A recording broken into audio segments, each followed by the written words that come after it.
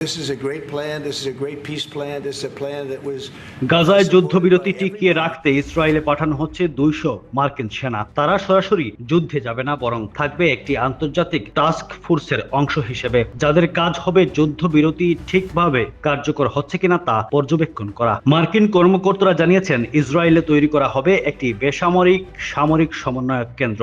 এই টিমে যুক্ত হতে পারে মিশর, কাতার, তুরস্ক আর সংযুক্ত আরব আমিরাতের প্রতিনিধিরাও। টাস্ক ফোর্সটির নেতৃত্ব দেবে যুক্তরাষ্ট্রের সেন্ট্রাল কমান্ড সেন্টকম। এই টিম মাঠ পর্যায়ে পরিস্থিতি পর্যবেক্ষণ করবে, যুদ্ধবিরতির অগ্রগতি দেখবে আর মানবিক সহায়তা সমন্বয় করবে। কোনো সেনা গাজায় ঢুকবে না, সবকিছু হবে ইসরায়েলের ভেতর থেকেই। মার্কিন প্রেসিডেন্ট ডোনাল্ড ট্রাম্প জানিয়েছেন, ইসরায়েল ও হামাস তার গাজা শান্তি পরিকল্পনার প্রথম ধাপে রাজি হয়েছে। এই পরিকল্পনার অংশ হিসেবে গঠিত হচ্ছে আন্তর্জাতিক স্থিতিশীলতা বাহিনী। প্রায় 2 বছরের ভয়াবহ ধ্বংসযজ্ঞের পর গাজায় স্থায়ী শান্তির আশায় এখন তাকিয়ে আছে পুরো বিশ্ব।